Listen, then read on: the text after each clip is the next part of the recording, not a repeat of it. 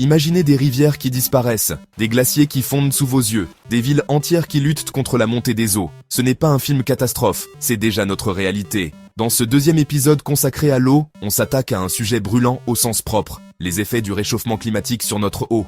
Fonte des glaciers, élévation du niveau des mers, disparition d'espèces, catastrophes naturelles plus fréquentes. On pense parfois que c'est loin, que ça n'arrive qu'ailleurs. Et pourtant, ces impacts nous touchent déjà. Alors dans cette vidéo, on va décortiquer ce lien direct entre climat et eau, et comprendre pourquoi cette combinaison est l'une des plus dangereuses pour notre avenir. Quand on pense à l'eau douce, on pense rarement aux glaciers, et pourtant, ce sont de véritables réservoirs naturels. Ils stockent l'eau sous forme de glace pendant des mois, parfois des siècles, et la relâchent progressivement dans les rivières qui irriguent des régions entières. Mais aujourd'hui, ces géants de glace fondent à une vitesse alarmante, et ça, c'est une très mauvaise nouvelle pour des millions de personnes. Prenons un exemple frappant, l'Himalaya, qu'on appelle aussi le troisième pôle. Ces glaciers alimentent 10 des plus grands fleuves d'Asie, comme le Gange, le Mékong ou le Yangtze. Résultat, 1,6 milliard de personnes dépendent de cette eau pour boire, cultiver, vivre. Mais si ces glaciers disparaissent, c'est tout cet équilibre qui s'effondre. À court terme, on pourrait se dire, s'ils fondent, ça veut dire plus d'eau, non? Oui, mais c'est trop d'un coup. Résultat, inondations, glissements de terrain, débordements de rivières.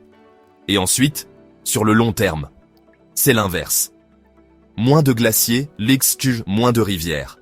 Et ça impacte l'agriculture, l'accès à l'eau potable et même la production d'électricité hydraulique dans certains pays.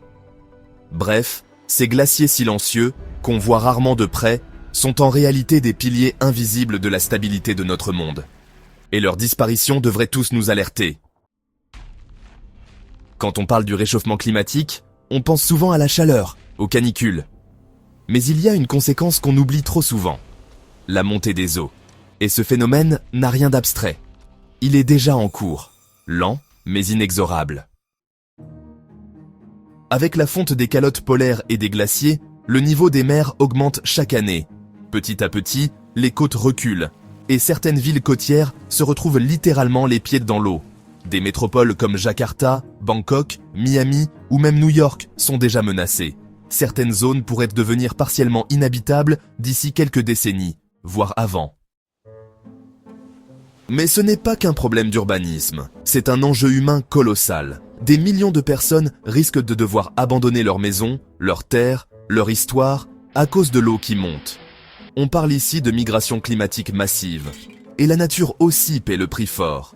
Les mangroves, qui protègent les côtes contre les tempêtes et abritent une biodiversité incroyable, sont englouties peu à peu.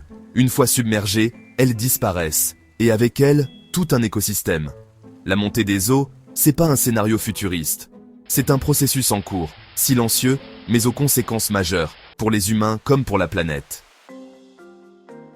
Le réchauffement climatique, ce n'est pas seulement une montée progressive des températures. C'est aussi un amplificateur de catastrophes naturelles. Et parmi les premières victimes, on retrouve encore et toujours l'eau.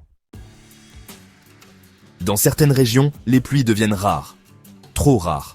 Résultat, des sécheresses prolongées, des sols qui craquent, des cultures qui meurent.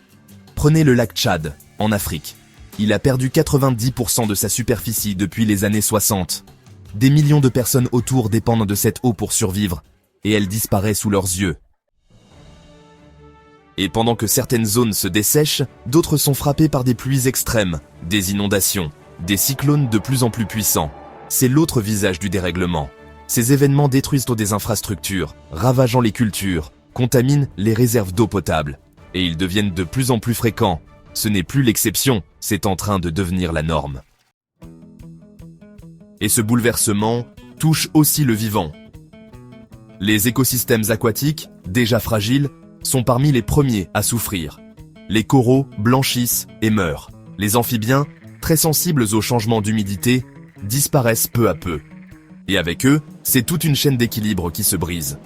En résumé, le réchauffement climatique ne fait pas qu'assécher ou inonder. Il détraque le cycle de l'eau et pousse des millions d'êtres vivants, humains comme non humains, dans des situations de survie. On le voit clairement, le réchauffement climatique ne dérègle pas seulement les températures. Il bouleverse le cycle de l'eau, met en péril nos écosystèmes, nos villes, notre alimentation et notre avenir. Ce qu'on vit aujourd'hui, ce ne sont pas des scénarios du futur. Ce sont les premières secousses d'un dérèglement bien réel. Et si on ne réagit pas, ces secousses deviendront des catastrophes globales qui toucheront tout le monde. Dans le prochain épisode, on ira encore plus loin. On parlera des tensions sociales, économiques et politiques que cette pénurie d'eau pourrait provoquer et pourquoi l'eau pourrait devenir, demain, une cause majeure de conflit. Merci d'avoir suivi cette vidéo. Si elle vous a appris quelque chose, pensez à la partager, à mettre un pouce bleu, à vous abonner à la chaîne et à me dire en commentaire quel impact du climat sur l'eau vous choque le plus aujourd'hui. À très bientôt sur Perspectives Essentielles.